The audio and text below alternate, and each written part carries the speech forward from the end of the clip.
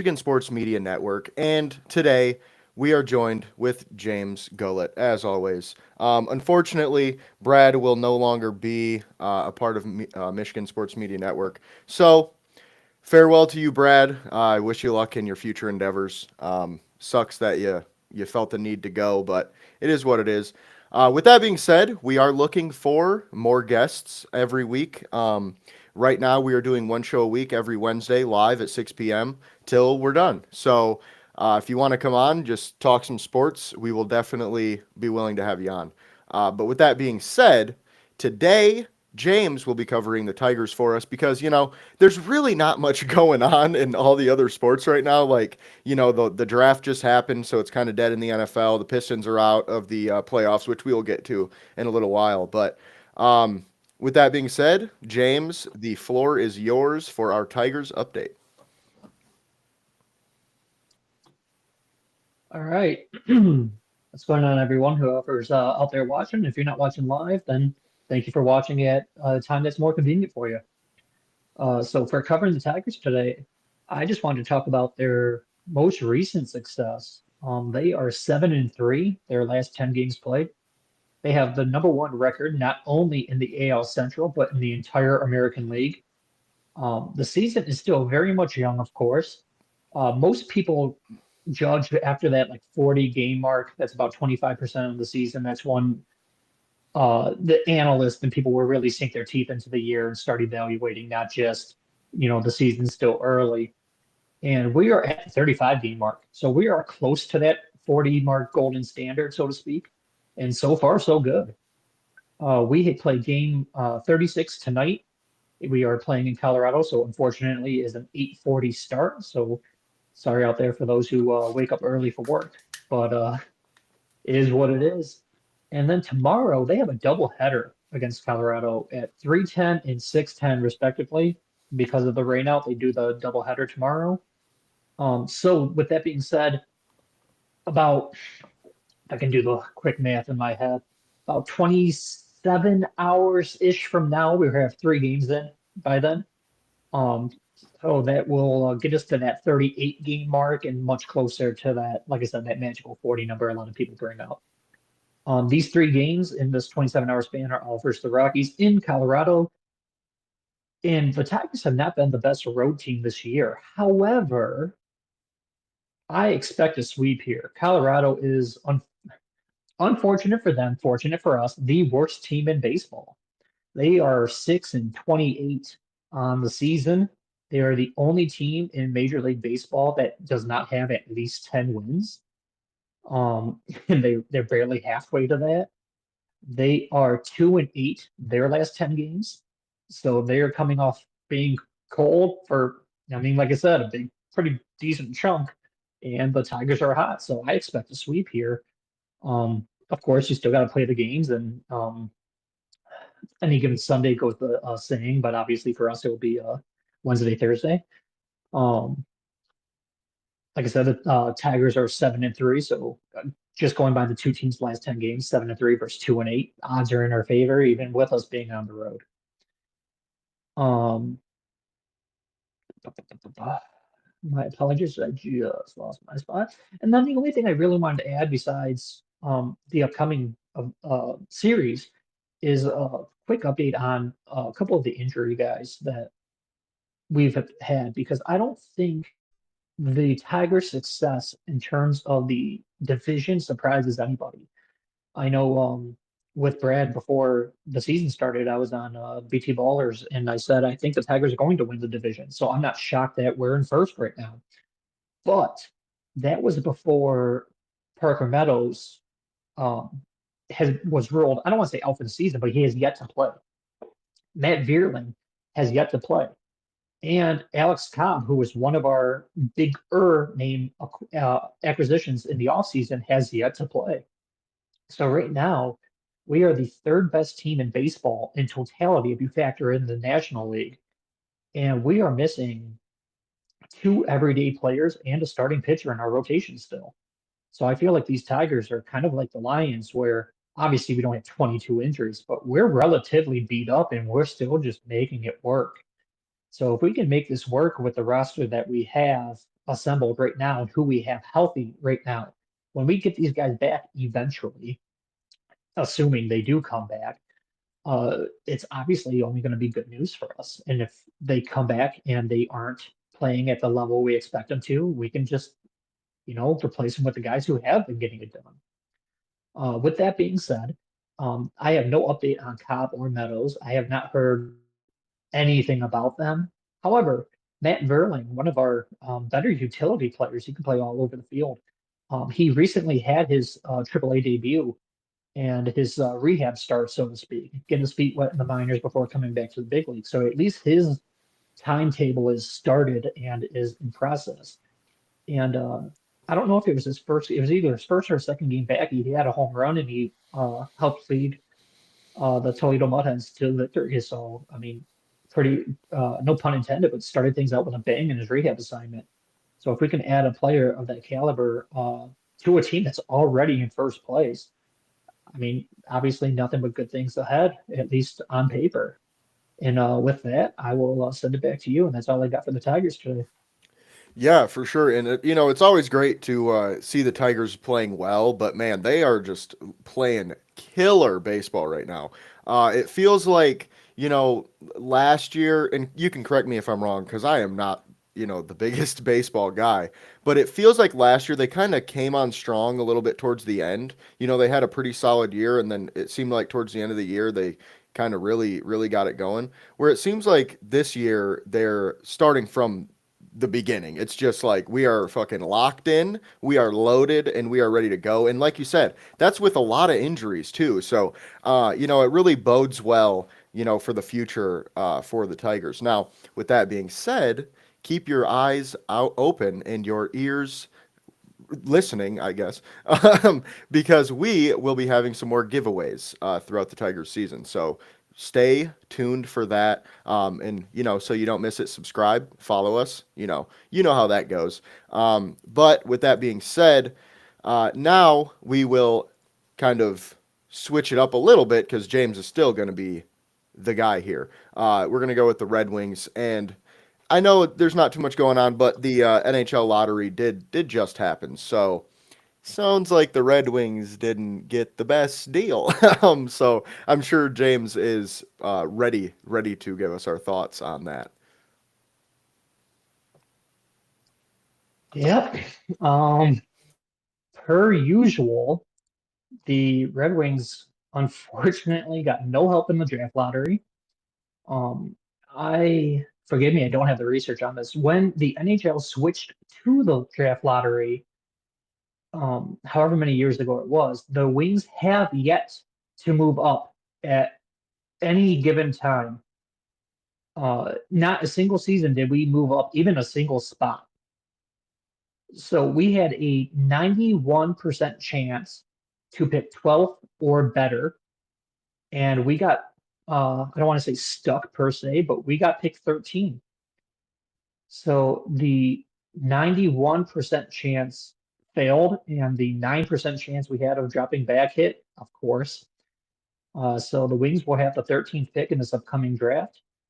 Um, I'm not excited about it. No one I know is excited about it. Even the most diehard fans out there aren't excited about it. It's almost unanimous on X that the fans want us to trade this pick for someone that can contribute because at 13, the talent most likely, you can obviously find a gem, but the talent most likely isn't there. And even if you do find a prospect that falls or this or that, it's still going to be 2 or 3 years until we see them. So hopefully, with the current prospect pool we have, we can trade this pick for someone that will give us more immediate help. That being said, for the same reasons we want to get rid of this pick, it's not super valuable. That's going to land us some all-star because you got to trade something to get something. So until draft day happens or a trade happens, that's what we're doing right now. Um, there's obviously no other update with the Wings. They haven't played a game. Obviously, they're in the NHL is in the playoffs right now. The Grand Rapids Griffins, the Red Wings minor league team, is in the playoffs right now. And unfortunately, for this round, they only play a best of five, and they are down 2 games to nothing. And in those 2 games, they've been outscored 8-2. So when myself included, but when people are saying like we have these prospects that are going to come up here and save the Red Wings, I'm like, they're not getting it done at the minor league level. So I mean, if you can't, I mean, at least you made the playoffs. That's more than the Wings have. But if you can't even beat the guys that aren't good enough to be on NHL rosters for other teams, how are you going to come up and then just take on NHL level players? And they're still developing. It's not. I'm not saying the sky is falling on them. I'm not saying give up on them. Sebastian Cosa, prospect I'm personally very high on, had a terrible night for game one. He's the goalie. He allowed 4 goals, and they benched him for game two. So in one aspect, I mean, obviously game two wasn't his fault, but letting in 4 goals when his team needs him most, and even Steve Yzerman said in his press conference that if he has a good showing in these playoffs, he's probably going to start on the Red Wings, or at least in camp with the Red Wings next year to see what he's got. And that's not a good example of taking the bull by the horns and making the most of that situation for him. In other hockey news, I'll say also is I've been watching quite a bit of playoff hockey this year because I miss it, and I personally think playoff hockey might be the best playoffs. I will say it is up there with NFL because the one and done offers something that the 7 game series just doesn't. But it is everyone's cranked it up a notch. Everyone's more physical. Every second means more. Yada yada yada. If you watch playoff hockey, you would understand exactly what I'm talking about. And from watching these other teams that are in the playoffs and seeing how good they are, it has been it has dawned on me exactly how far away the Wings are, unfortunately. As much as we missed the playoffs last year by just a tiebreaker, this year we took a step back. But I watched like the Panthers and Maple Leafs game, and I remember watching, both teams making plays, and then I'm just like, yeah, if the Wings were playing Toronto, we would just get killed. And then Panthers would do something. I'm like, yeah, if the Wings were playing Florida, we would just get killed. So I'm just like, okay, this brings up kind of two questions, a two thought process for me. And I want to leave it up to the viewers and also throw it to Chase on this. Comment down below or message us on Twitter or X, whatever you want. But I do want to hear from other people on this. Does this mean, A, we are having the right approach that Yzerman is doing in terms of drafting, developing, because we are so far away? Why rush into the playoffs just to get smacked in the face because these other teams are that much better than us? Or B, does Steve Yzerman need to be fired more than ever because after 6 years, we are still that far away? So that's what I wanted to bring up. And I want the viewers and I want your opinion on that, Jace, if you have an opinion on that. Because I'm like, I can see why he's taking the slow approach just because we're not remotely close. And then it dawned on me, I'm like, this is post year six, like not like during year six. It's been 6 years. Why the hell are we still that far away? So with that, I'll send it back to you, and that's all I got on the Red Wings at this time. Yeah, really great points there, James. I do want to kind of go back a little bit. It was a good point you made with the first round pick because obviously we're not going to get, like you said, a great prospect that's going to, do anything in the next, I don't know, 5 years maybe for us. It might not even touch the Little Caesars ice in the next 5 years. So I definitely agree with you on that we should try to move it. But again, like you said, we got to have somebody that wants it. Now, my question is, do you think, and I'll answer your question after I ask you this one. Do you think that we should be trying to trade for a defenseman? Do you think we should be trying to trade for a goal scorer, or do you think we should be trying to trade for a goalie? Because personally, I think we I'm kind of in the camp of we need a goalie unless Kosa can come up and really make a difference. You know what I mean? Because it does feel like obviously the defensemen weren't doing him many favors. But it definitely seemed like the goalie situation was pretty rough in Detroit this year, and it definitely seemed like that led to a couple losses we probably shouldn't have had. So with that, what is your thoughts on that? Uh, Excellent question to start. And once again, maybe this speaks to Iserman, but the realistic answer is all three. We aren't scoring enough goals. We were a bottom 20 team in goals scored. Without even looking at the numbers, I can tell you we're a bottom five defensive team, and our goalies were atrocious. The game I went to live, we ran into a hot, I don't know his name off the top of my head, but we ran into a hot goalie in the Ottawa Senators, and he saved every damn thing we threw at him. And I just remember sitting in the stands in awe of him and thinking, damn, that goalie, I mean, it's obviously an above average game for him, but that goalie is literally single-handedly keeping his team in the game. So that would be really cool if we can get someone like that. And of course, he doesn't do that night in and night out, but he did it enough times that Senators went to the playoffs.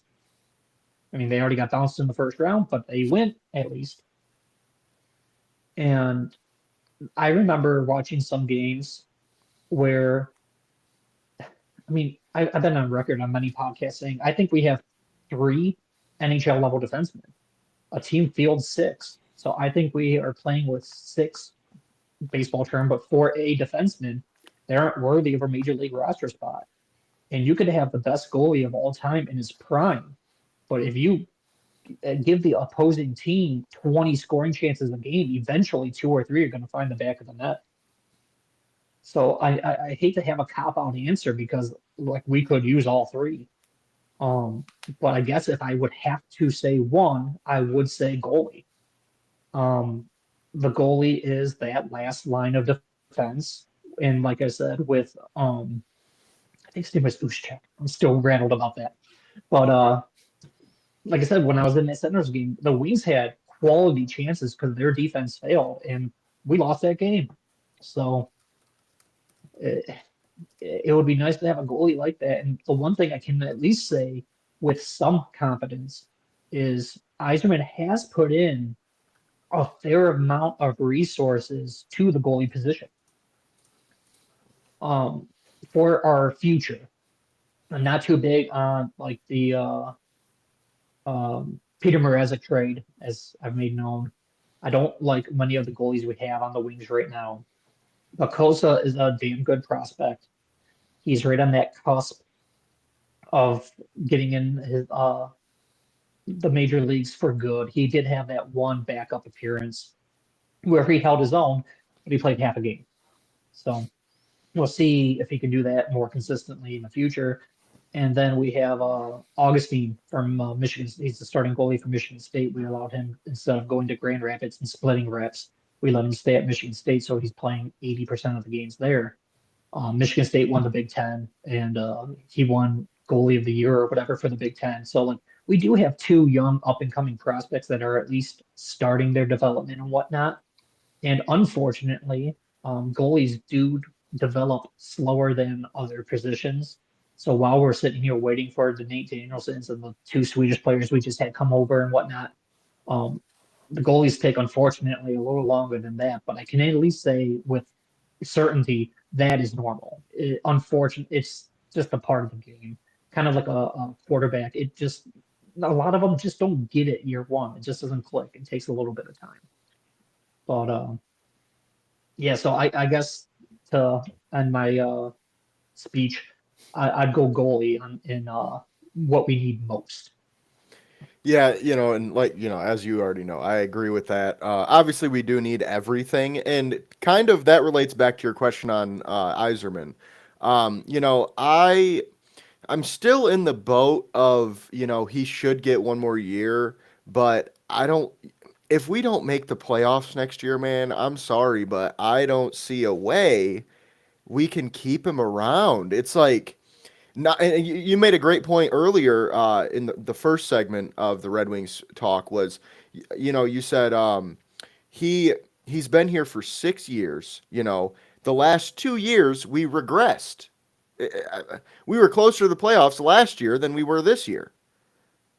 So it's like, what are we even talking about, man? I feel like we're living in the fucking Jim Caldwell era Lions right now, where it's like, I mean, we're Well all said. right, but that's about it. Like, we got a decent team, but we're just not able to win when it matters. You know what I mean? And obviously, the Lions still made the playoffs when he was there. So even that's a little bit higher, than what the Red Wings are doing right now. So, I think Yzerman should get one more year because this will be his, um, like, piece de resistance or whatever you want to call it, like his culmination of what he has built over the last 6 seasons.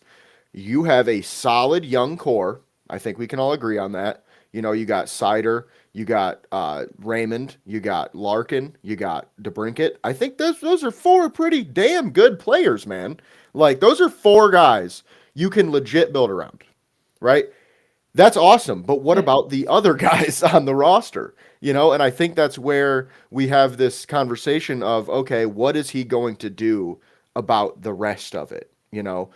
Um, a lot of people have talked about moving on from Larkin. I'm not in that boat, not yet at least. I feel like if he was getting paid 14 million a year or something crazy, I'd be like, yeah, ship him out of here. But I mean, I feel like his number, I don't know it off the top of my head, but I feel like his cap number is relatively, you know, uh, respectable, for a player of his caliber at least. Now, I do feel like, Yes. as you said, we need all three levels, right? And I think that first round pick being so low kind of fucks us out of that a little bit because we're going, okay, we need to go make a trade for a all-star level, talent. I would prefer, if we're going to go a skater, I'd prefer a defenseman. I think your defense in every sport makes your offense better. And I think hockey, especially, because it's one of those sports where shit's always moving.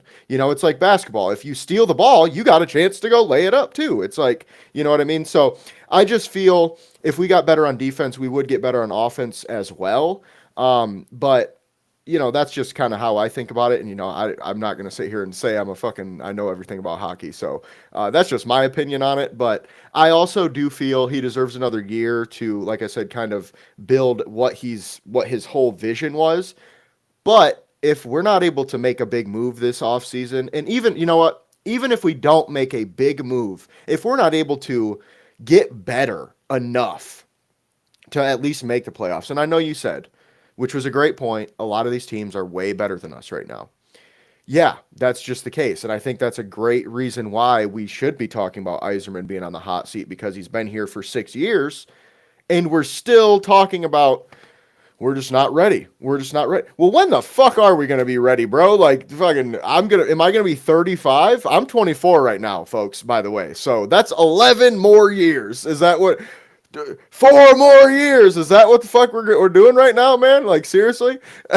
Like, come on. I just feel like, there's got to be a point where push come to shove because, I see your Twitter conversations all the time with people, especially about the Yzerman stuff. And there's so many people that are just like, you're an idiot. Yzerman is awesome. And it's like, what track record makes you say that? Like, Brad Holmes, I get it if people are like, shut the fuck up, dude. You don't know what you're talking about. That motherfucker's got a track record, okay? His shit is immaculate, all right? He's only got a couple bad things he's done as a GM, and I mean, that's pretty damn good, okay?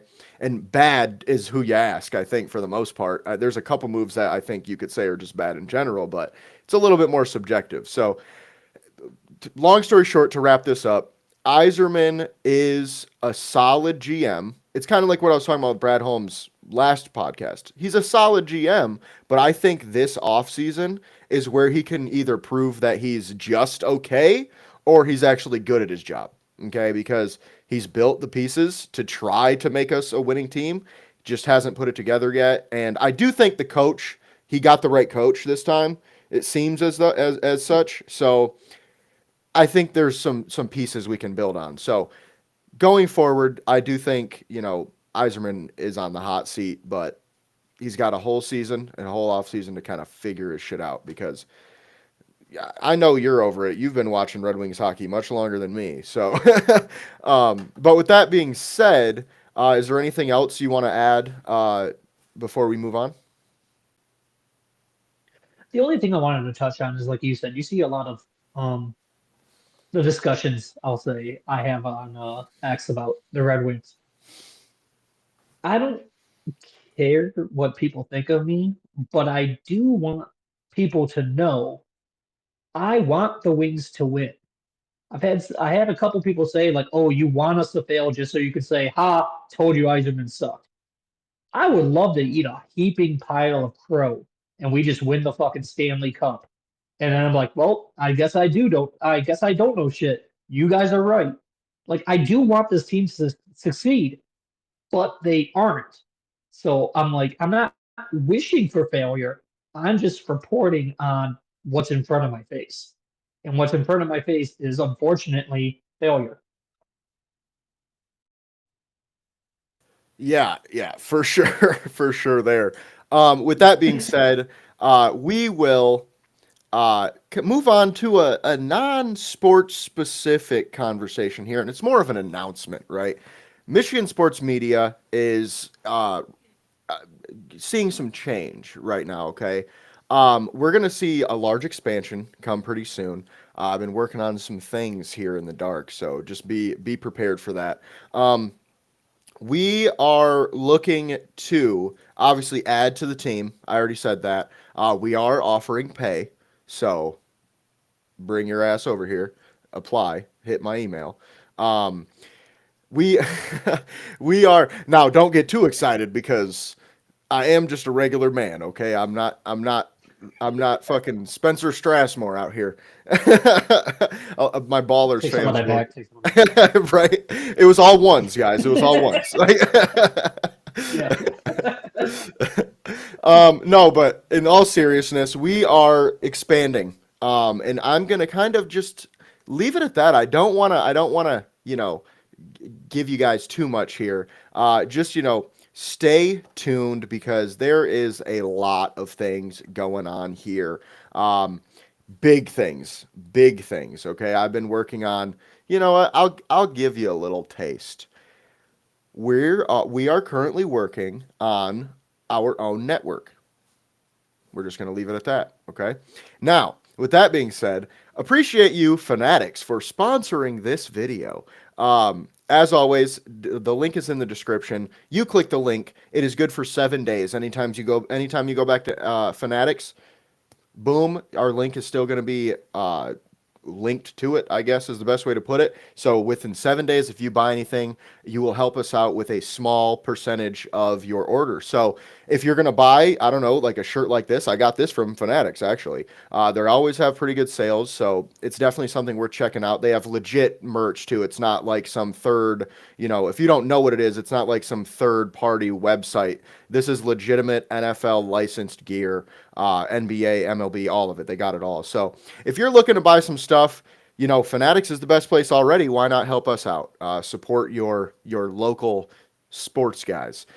So with that being said, we will now move on to the Detroit Pistons, baby. The Pistons obviously lost to the Knicks in the first round, but we all knew that was going to happen. I feel like this is a mini victory for Pistons fans, okay? Because we saw a team go to bat with a very talented New York Knicks team that is currently up 1-0 on Boston. I mean, we hear all this stuff about trade for this guy, trade for this guy, trade for this guy, which we'll get into in a little bit. Don't don't get me wrong, we are part of that conversation. But you hear all this conversation about trading for everybody, but I don't know, man. I think this young core is pretty damn good as long as we can add a little bit more to it. Because don't get me wrong, man.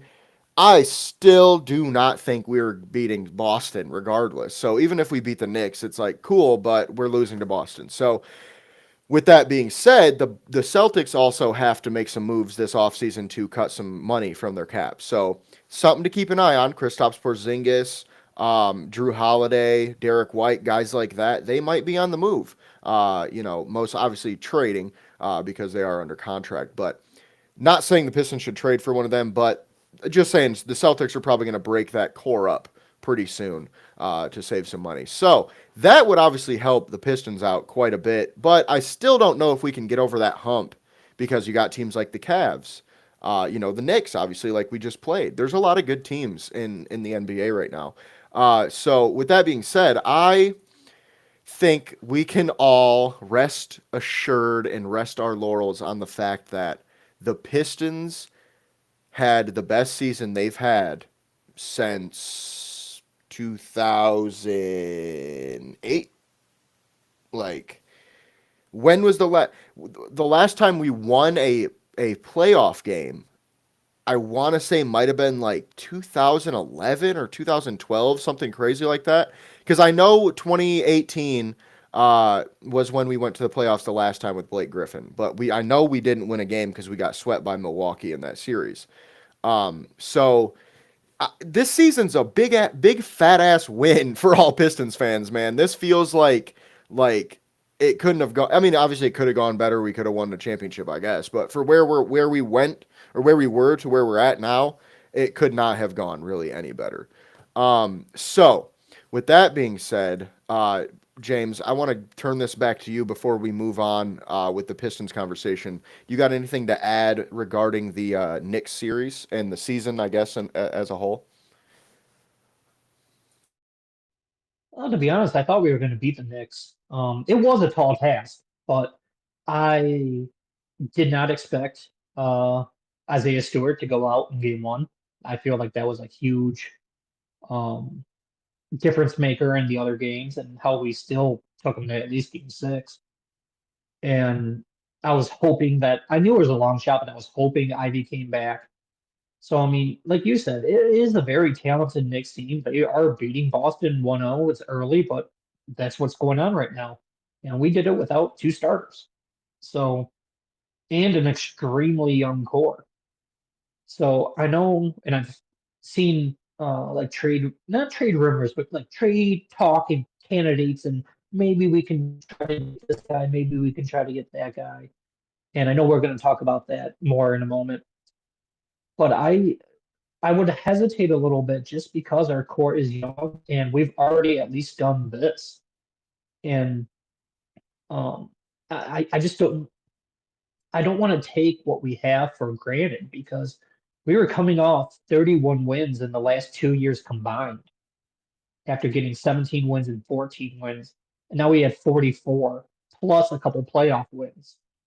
So like you said, Chase, like technically speaking, yeah, I guess we could have won the championship, but let's be real here.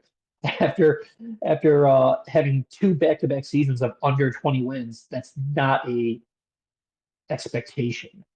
So in terms of expectations, especially for year one, new GM, year one, new head coach, Cade coming off injury, like it's this season was phenomenal. The season was phenomenal with the standards, with the expectations, um, just overall a great job. And I am before I get too far off topic, I'm pretty pissed that Bickerstaff did not win Coach of the Year. Um, I feel like I wanted to touch on real quick that I feel like he got hosed. I feel like Dan Campbell got hosed. And last year, I feel like AJ Hinch, the manager of the Tigers, got hosed because we did not have a single player making over $30 million dollars on our roster for baseball, which is a feat. For reference, Otani's making more than 50. And we made it to the second round of the playoffs for the Tigers.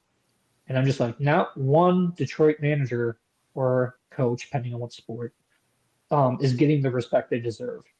And just I just got to shrug my shoulders and say Detroit versus everybody. And then I'll send it back to you. There it is, Detroit versus everybody, as always. Yeah, you made some great points here, and I also want to add before we move on to the next topic that Jalen Brunson, why? Why?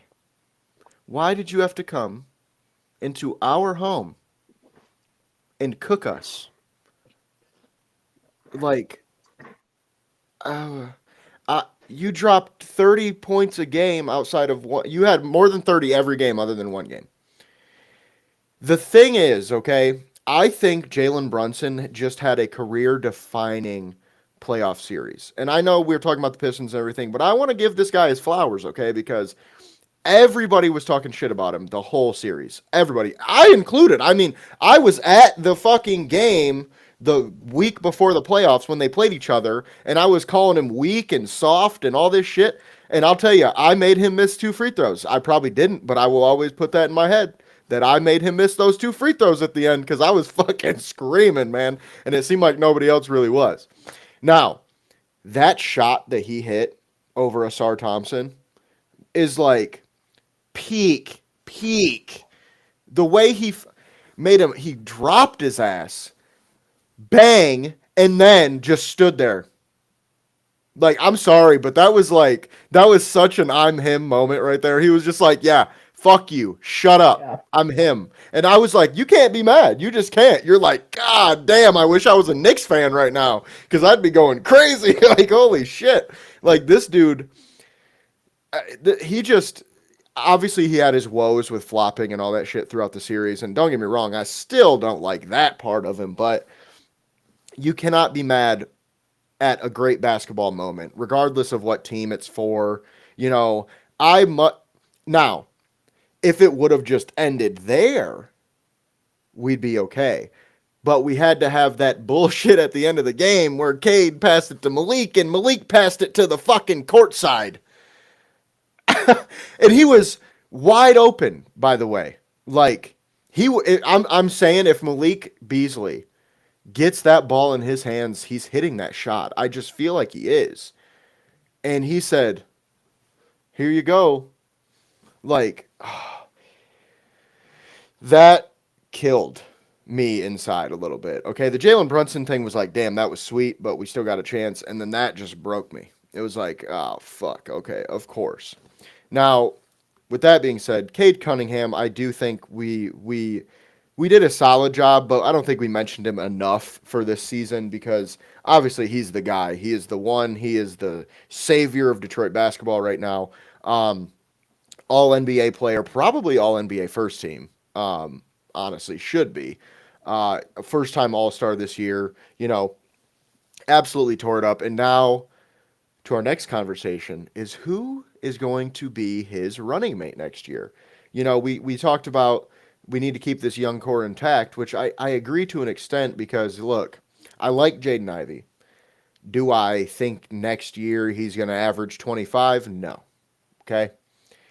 We need somebody who can average 25 a fucking game, period. That's it. Like at this point, I don't give a shit who it is at all. Get me somebody that averages 25 a game because that's what Cade needs right now. We have everything else. Like if we keep this core intact, we could trade we could trade Tobias Harris and another player and maybe a first rounder. We just need somebody that can at least give us 25 a game so Cade doesn't have to do everything, okay? Now, we got kind of lucky and Malik would give us, 20 here and Tobias would give us 20 there and Duran would give us 20 here. We need consistent 25 a game from one guy, in my opinion. Now, there's two names, okay, that keep getting circled, all right? Number one, we've talked about it many times, Devin Booker, the Detroit native. Obviously, that's going to be a big talking point all offseason. He's still relatively young. He's kind of the perfect piece next to Cade. It would be great to have him. However, it's going to cost too much, I think. I don't think Phoenix is going to get rid of him. I think they're going to trade Kevin Durant, try to get rid of Bradley Beal, but I don't see that happening.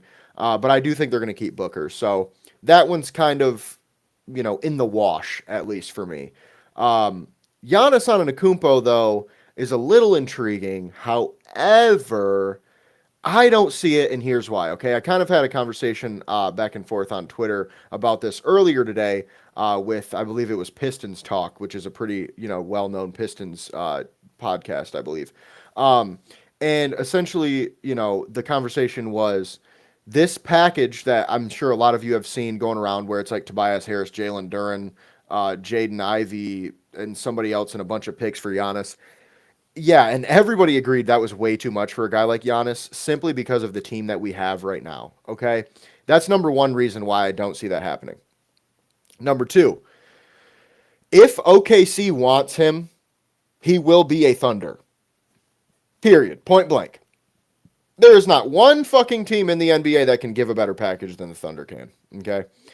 Isaiah Hartenstein, Lou Dort, uh, what's his? Oh shit! Now I'm forgetting his name.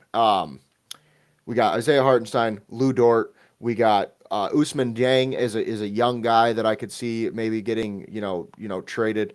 We've got Kassan Wallace is another young guy that offers a lot of value right now, and a lot of people have comped him to Drew Holiday, who used to be a Milwaukee Buck. So think about it that way. It might make sense. On top of that, though, I think they have more expendable pieces that they can trade than Detroit because they are just better right now.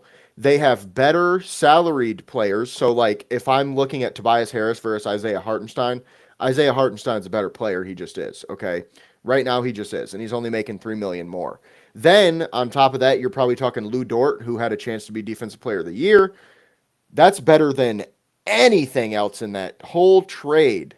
Jaden Ivey, Lou Dort's better than him right now. Okay, um, and then all the picks. They have more draft picks than literally anyone else in the NBA. Okay, so Giannis Antetokounmpo as a Detroit Piston ain't gonna happen, folks. You can just forget about it. Because not only that, the third reason is he doesn't fit stylistically. Okay, and here's why. If you trade away Jaden Ivey and Tobias Harris and Jalen Duren, that tells me two things. Okay. We can't shoot the 3-point for shit because that means we're going to have Cade Cunningham, Asar Thompson, Giannis Antetokounmpo, Isaiah Stewart on the freaking court at the same time. Okay. And I'm sorry, I love Cade, but he's not an elite 3-point shooter right now. Okay. The spacing doesn't work. Giannis would have to be a center, like a legit center, not this whole fucking unicorn shit he's been doing in Milwaukee. I mean, that's what he is. But in Detroit, he's not going to have the ball as much, and he's going to have to post up. He's going to be a pick and roll. He's going to be a lob threat, and that's what Giannis is going to be. And you know what? I think Giannis is better than that. So for all of those reasons, I'm out on Giannis for Detroit. For OKC, I think it's a match made in heaven. You essentially swap him for iHeart. Probably put, Lou Dort in that deal and a bunch of first round picks and call it a fucking day. Because then Milwaukee still has a solid team as long as Dame Lillard stays. With that being said, we have a Q&A question actually today, kind of, around this whole situation of what player we could get. This was a hypothetical, of course, but the question is if you could pick any player in the entire NBA, regardless of, salary, whatever the case, pick one player to go alongside Cade, who would it be? Okay. And I really like this question, which, is why we're answering it because it opens up a lot of hypotheticals here. Okay. Because I think there's one guy that just makes clear sense over everybody else, but it's also the easiest one. It's like, pick any player in the NBA and say, what's the one guy you would put next to him? And I think everybody is saying the same thing. It's Victor Wembanyama, man. Like, how is that even a thought, honestly, in my opinion? Who's the best player to put next to Devin Booker? Victor Wembanyama. Who's the best player to put next to Anthony Edwards? Victor Wembanyama. Who's the best? You get what I'm saying here? It's like literally every player in the NBA is Victor Wembanyama, and that's because he's a unicorn. He offers something even Giannis doesn't offer. He's 7'5", 7'4". He can shoot.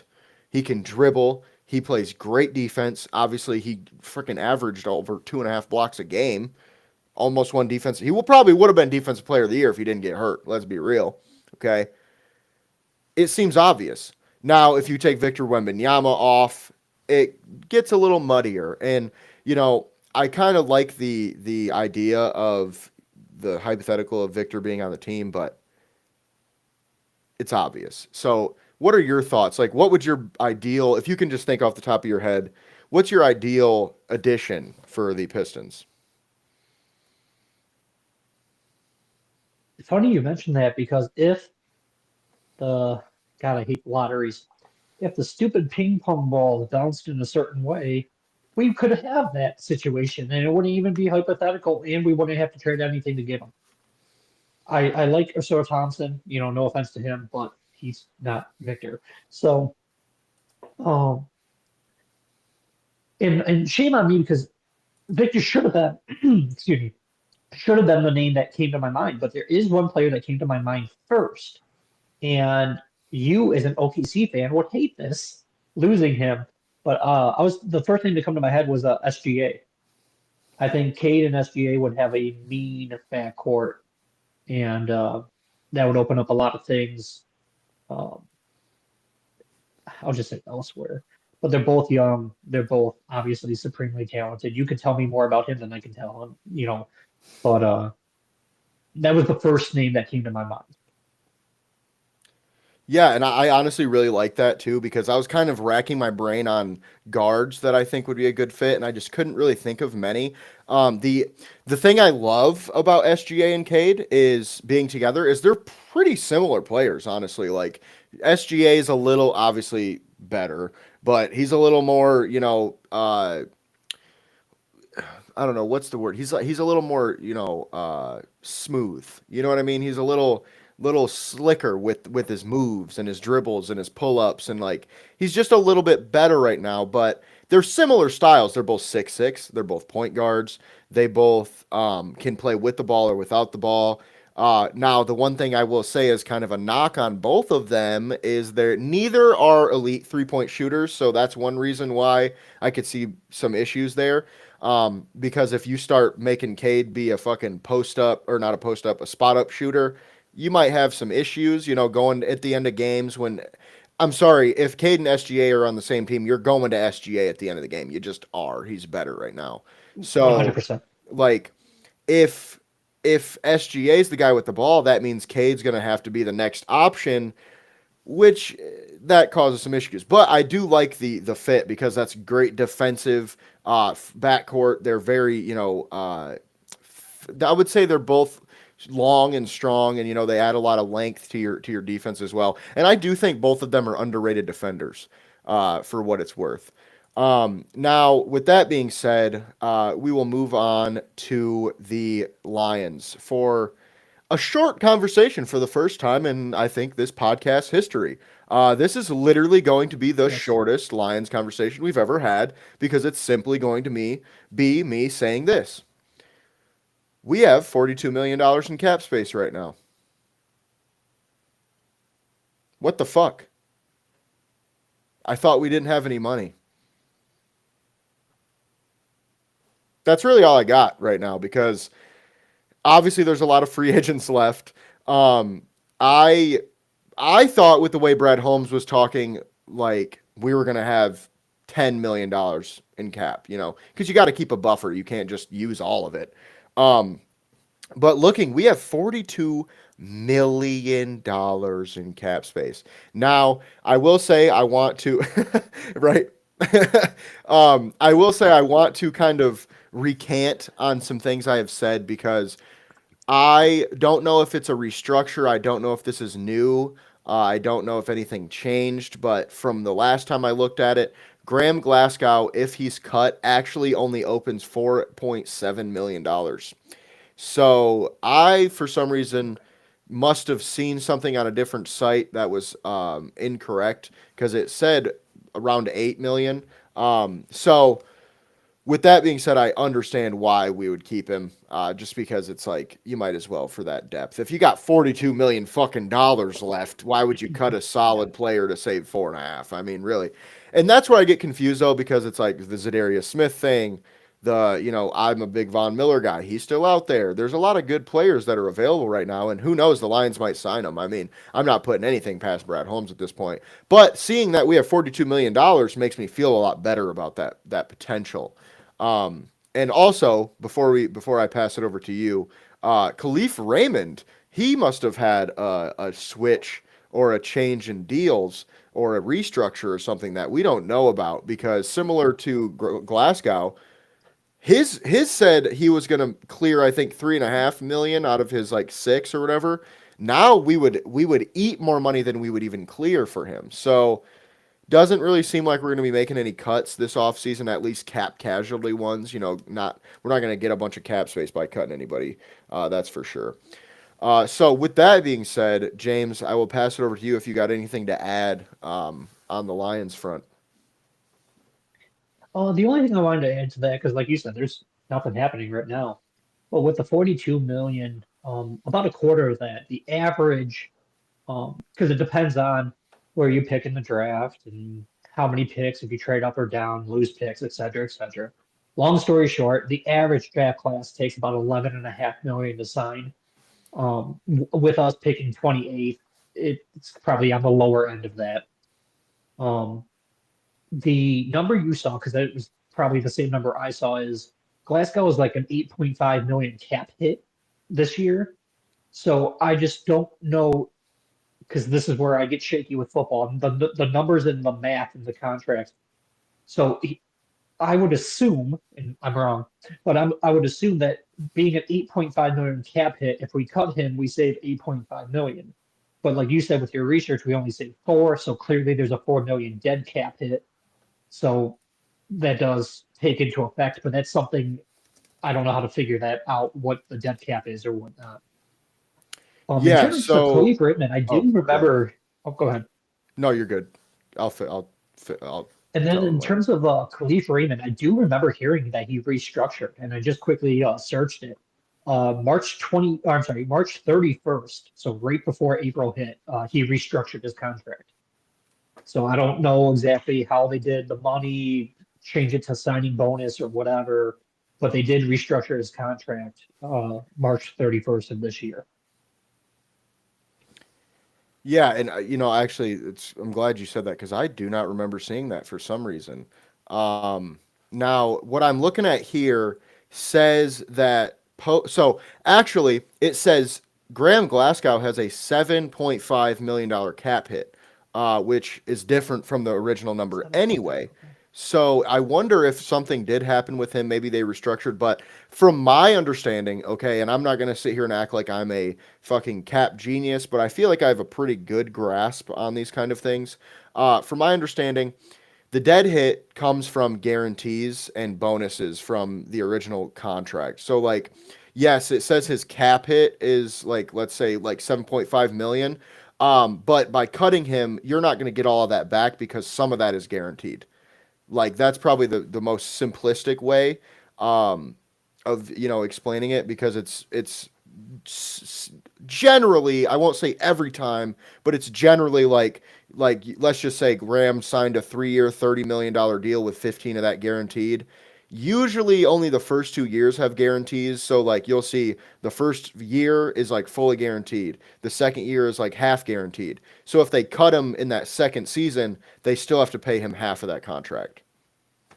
So and then with that being said, that's pretty much all we got for the Lions right now. I did want to mention because I think we didn't touch on this a lot during when it happened because the draft and everything. But Jameer Gibbs changing to number 0, I personally don't like that. Love it. I fucking hate it. I Love it. I feel like the number 0 is a fucking toilet bowl on the back of a jersey. Okay, I despise the number 0. Okay, and here's the thing though. Quick little tangent. I'm a high school football coach. I see these fucking kids. Oh, 81. What kind of fat ass ugly number is that? I want number 12. And it's like, you're a wide receiver, bro. What the fuck? Like, what is going on with these kids, man? They don't want 80. They don't want 81. They don't want 84. They don't want 85. They don't want 88. Every wide receiver wants to be number 1 and number 0, number 4, number 7. And it's like, where the fuck did this come from, man? And that's my tangent on jersey numbers because I also bought the number 26 Jameer Gibbs, so I'm a little upset about his change. I also just fucking hate the number, man.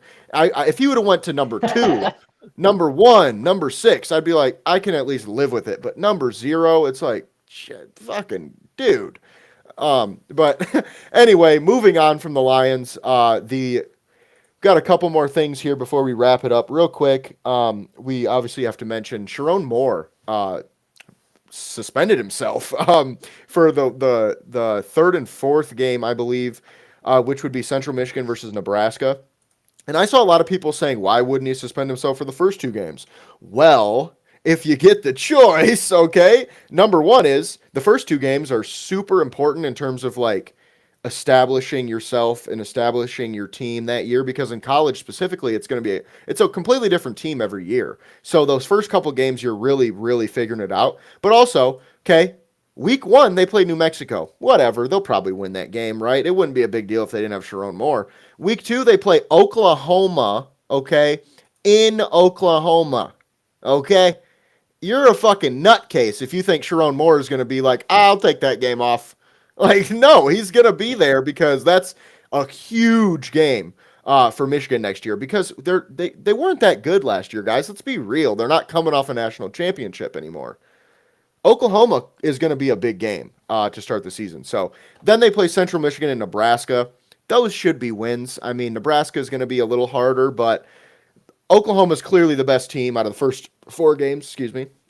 So I totally understand him not wanting to take himself out of that game.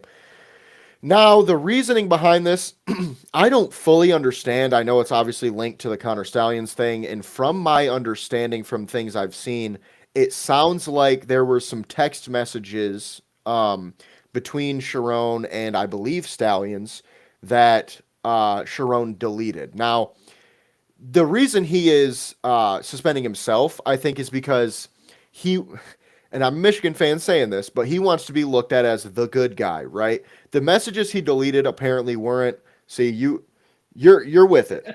The go blue, baby, all day long. Now, Yeah. the messages he sent, I would assume weren't, or deleted, I'm sorry, weren't like Connor Stallions being like, yeah, man, I'm over here sitting in the fucking blah, blah, blah, stealing these guys' signs. It was probably just something like subtle or something not that big of a deal, right?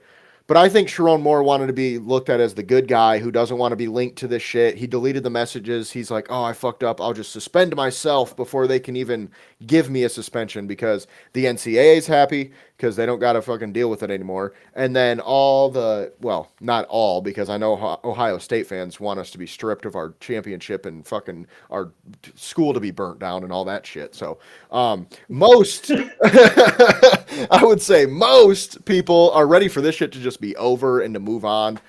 Because they're not taking our title, at least I don't think. From everything I've seen, it doesn't sound like that's even in consideration. So, especially from what I heard, it sounds like the NIL is kind of getting in the way of that too. For some reason, I don't quite understand it, but it's got to be something to do with the money going to the kids and all this shit. I don't know. That has something to do with it, I guess. I'm not going to sit here and pretend like I fucking understand it all. But with that being said, it's not that big of a deal. I think, the first two games, they're usually not the hardest games, but Oklahoma being week two kind of changes that. So I get it being week 3 and 4. James, do you got anything to add to this before we move on? Well, the only thing I want to add really is I'm just really tired of the story, to be honest. Harbaugh, Michigan had a Harbaugh suspension for this ordeal, or it might have been the cheeseburger ordeal, and then there was a self-imposed infraction. Now this is a second self-imposed one with more. So this is the third coaching penalty we've gotten for this stupid ass scandal that didn't even involve coaches. It was about the assistant stallions, and I'm not even going to start anymore because I'm going to go on a tirade. Um, no, there is literally not even talk, unless you're a Michigan State or an Ohio State fan, about vacating any wins. I don't know his name off the top of my head, but I've retweeted the screenshot from 2 years ago when it happened, that the president of the NCAA says no one can say Michigan did not win this championship non-legit. Like the freaking president of the NCAA says, yeah, the cheating was by Stallions. He did cheat. He fucked up. By all reports, once they found out, they fired him. At least according to the reports, wasn't there? Who knows? But it, I just wish the story would eventually get buried. There's no preseason in college football. It's just, hey, go. So they normally schedule a cupcake for week one, brand new quarterback, brand new offensive coordinator. So I understand why he didn't do the first couple games. You need to be there for your team. Um, I don't think Nebraska, I mean, I'm not saying it doesn't play a part. I just don't think it plays a huge part into it. I think he just wants to be there to help his team get their feet wet and set up and established. Then he'll take the step back. Um, but I'll just end it there. Yeah, I'll end it there before I make this podcast another half an hour. I hear you there because I feel like we could kind of go for a while on this. The one thing I will say on the Connor Stallions front is I'm going to make this short, okay? He didn't do anything that other people haven't done. He just got caught. That's it. All right. We're just going to leave it there and move on. Now, with that being said, the last thing that we have today on the show is an NFL trade happened today, boys. George Pickens was traded to the Dallas Cowboys for a third-round pick. The Steelers, the Cowboys also received a sixth-round pick House. in return for Pickens. Now it does sound like he's going to play out his current deal, which is just 1 year, which I understand. Now the only thing I don't love about this is like Pickens, from everything I've gathered, a lot of people think he's like a bad character guy, kind of like how Antonio Brown was, or just like your regular diva wide receiver. From everything I've heard, specifically from John Ledyard, I'm sure a lot of people know who that is. He has talked about Pickens being immature and like kind of out of it, and like, yeah, he's a little emotional and stuff like that. But he also mentions that he doesn't think, for instance, the reason I know this is because I asked him. I said, do you think Pickens is pissed because when DK Metcalf got traded to Pittsburgh? I said, now I know I know Pickens is going to be pissed about this. And he said, I don't really think so. He said it. He went as far as to say Pickens might not even know who DK Metcalf is. So, I thought that was pretty funny, and I was like, that can't be real. There's no fucking way an NFL wide receiver doesn't know who the fuck DK Metcalf is. Like, and I'm not saying he's the best wide receiver in the NFL or anything, but come on. Like, that seemed a little crazy. But based on other things I've heard, it ain't that crazy, actually. Like, this kid, George, seems like he's just kind of in his own world, man, and I don't know if that's better or worse than being an AB type, honestly, because you never know what to expect with that. Obviously, you never know what to expect with AB, but you know he's going to be fucking batshit. So at least you can expect that. Now, I do like the move for the Steelers because they just traded for Metcalf. They get some of those picks back in this move. However, if you think about it, you just traded away a 24-year-old stud wide receiver. He's not top 10 or anything, but he's a stud. For a third-round pick, you traded for a 27-year-old wide receiver with multiple picks, including a second rounder, and then paid his ass it was 18 million a year, or not 18, fucking $32 million a year, I Oh, think. no, more than that. Yeah. It was like he got a crazy amount of money, I think. So I don't love it from that standpoint, simply because the Steelers quarterback is Mason fucking Rudolph, bro. Like, that's not gonna cut it. Now, I do think Will Howard has a chance over there to kind of, maybe even win the spot by the time the season starts. I do think Rudolph will at least be the starter for the first few games, if Rodgers doesn't go there. Now, if Rodgers goes there, a lot of this changes, I think, because at least you have a competent starter at quarterback. But I just don't love the idea of trading away a young, talented player for less than you just traded for an older, talented player, and then you had to pay him. Just the logic there isn't great. But again, on the Cowboys side, I like it for them, but I don't love it because you traded for a 1 year rental wide receiver who's going to ask for big money, who you just gave up a third round pick for, and your O line isn't great, and your defense isn't great, and you're just not, you know what I mean? You're not quite in win now mode. So I don't really love it for either team. I don't really love it for fantasy either, if I'm being honest with you. It kind of fucks CeeDee Lamb a little bit. And also, George Pickens is no longer the number one wide receiver on his team. So I just think it's an okay trade for everybody. But with that being said, James, what are your thoughts on this, if you have any? I do, and just to give you a heads up while you were talking about that, I looked up the contract just so I like having the numbers be accurate. DK Metcalf's extension was for 33 million per season, Okay. so a little more than 18. But Yeah, no, I just knew so I that way was we get the wrong. I numbers did right. say 32, so I was almost there. Okay. Yeah. I heard 18 while I was looking. No. If you said 32, then I'm just a dick for bringing it up. But I heard No, 18. I'm you're like, good. I know it ain't that. But Yeah. uh, I would prefer to be but yeah. So on it than not. So appreciate you looking that up.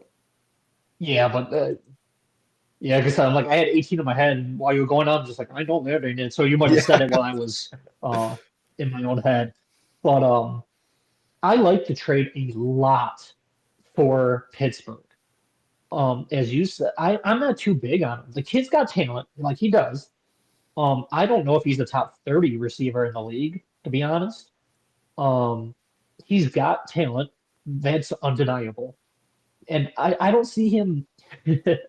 Maybe it's the receiver in me. All receivers, well, the vast majority of receivers have some kind of diva in them. It's just how we are. It just is. And I don't see him like AB batshit crazy. I see him more as like OBJ punching the puncher's net and just kind of doing those kind of antics. I don't think, I mean, I haven't covered him. I don't follow his team and whatnot. I don't think he's had off the field issues or anything like that. But I do see him crying when he doesn't get the ball and, just, I hate to say acting out, but acting out. Like that's his kind of thing. But he's a damn good player. But as you mentioned, he said flat out that he wants to play. He'll play out this year with the Cowboys, and he just wants to hit free agency. He wants to hit the open market. He wants to see what options are out there. And you traded away a third round pick for what I'm going to say is likely a rental.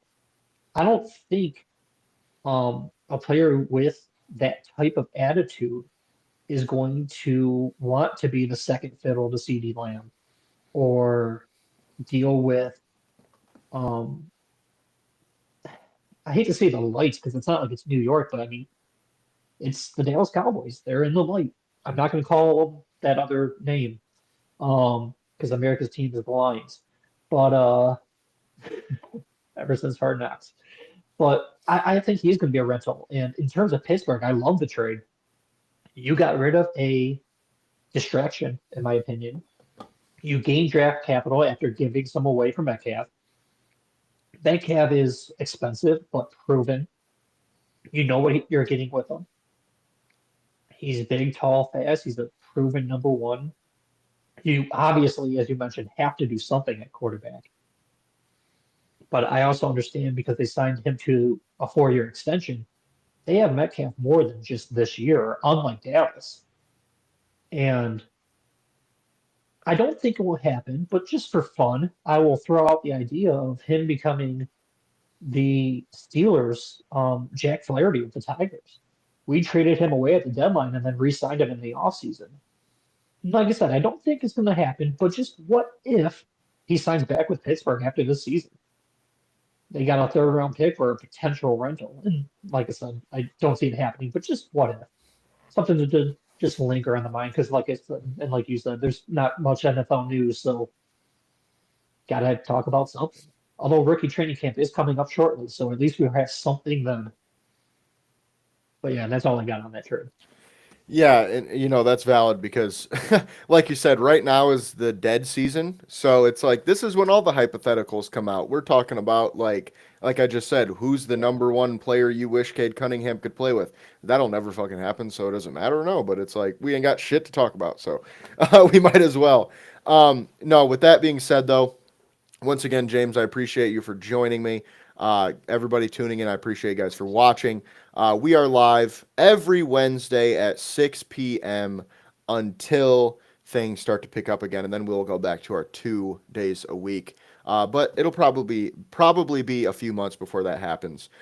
Give ourselves a little bit of a rest. We've been kind of going hard for a few months now. So, with that being said, don't forget, Fanatics, link in the bio. Y'all know what to do. Click that thing, buy some shit, help us out.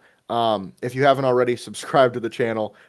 Hit our website, subscribe there as well. You will get emails for every article that we publish. So if you want to stay up to date with all the stuff without having to scroll Twitter to find it, hit those emails. With that being said, appreciate you guys for watching. You can find me at JSoSweet, James at Gullet_James, and you can find both of us at MI Sports Media and at misportsmedia.com. And we will see you guys on the next one.